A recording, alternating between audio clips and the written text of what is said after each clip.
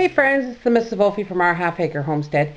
Today I'm going to show you how to make waterproof matches. Now I'm sure you've probably seen this done, I don't know how many times, but I'm going to show you again just to be contradictory.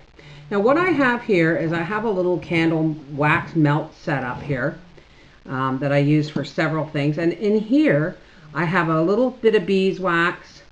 And I have some of my cheese sealing wax.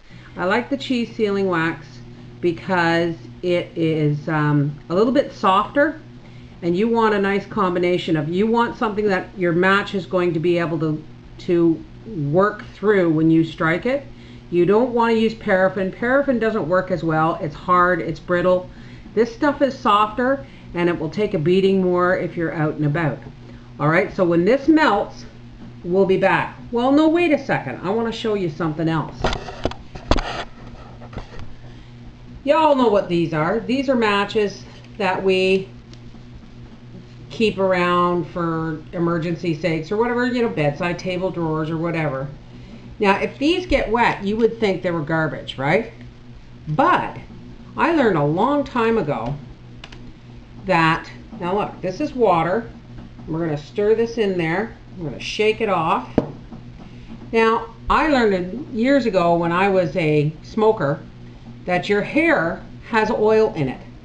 And if you just rub a wet match, now I don't know how oily my hair is because I just had a shower yesterday, but if you just rub the match through your hair, long hair, short hair, whatever, it will coat that wet match with oil. And don't make a liar out of me, this should strike. I haven't done it in years. Look at that. Now you saw me dip that in water. Anyway, that's one way. And we'll be back when our wax is melted. Alright? Now just in case you thought this stray match was a one-shot deal, here's a fresh book of matches. Alright? I am going to drop it in the water. And I'm going to dunk it down there, make sure it gets soaked right through. Now you watch. That's soaked. So we're just going to do that. I know, because I was a desperate smoker, man. I needed, if I, you know, having a cigarette's one thing, but not being able to light it is just torture when you're a smoker. All right, now I've rubbed the match through my hair. I've taken the dunked book.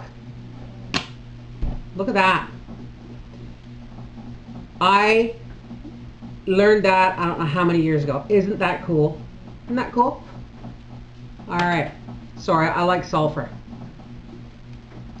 Okay, our wax is just getting there, but I want a good mix. I like a 50% mix of cheese wax and beeswax. Say that 10 times real fast.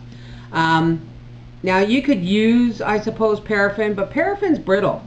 So, you know, even if you can't find the goat's cheese wax, beeswax is much more malleable as well. Pure beeswax is more malleable than paraffin. So even if you don't have the goat cheese wax, then the goat cheese wax.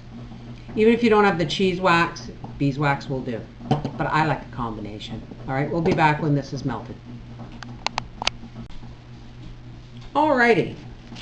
Now, here we have our strike, just some plain dollar store strike on box matches. And we're going to give these a roll. I don't know how well you can see that. Give these a roll in our melted wax. You don't want too much wax on these, folks. So when you let it dry, you stand it up for a second so that any excess will run down the shaft. And then you just set it down to cool. You don't want too much wax on your match head. You'll have difficulty striking it. You'll have difficulty breaking through the wax. That's another reason I like cheese wax and beeswax, because it is softer than paraffin wax. And paraffin wax is brittle in the sense that if your matches get banged around, they actually might break the seal on your match head. See how that's just kind of dripping down the shaft there? And then we'll put it down. Now I'm sure there's other ways of doing this, but oops, there's a dog hair on there. We'll just let that run down there. Now let's go back to our very first match, and that's one of the reasons I also like colored wax, a little bit of colored cheese wax. Even if you do take a piece of a candle or a piece of crayon and melt it with your beeswax to give it color. Crayon would be better, a piece of crayon with your beeswax, because that gives you enough color that you can look down and see that you have coated your match. Now let's just drop this in water. Whoops. Let's just drop that in water as if we've fallen in the creek. And we'll dunk that there. Now, you take it out, you dry it off on your shirt or a bit of leaf or something that, you know, say you've fallen in a creek somewhere. And these aren't the best strikers. See, I may have too much wax on there. There we go. Bob's your uncle. You have your waterproof matches. All right? This is the Mrs. Wolfe from our half-acre homestead saying, you know, there's a lot of things you don't have to buy that you can make yourself.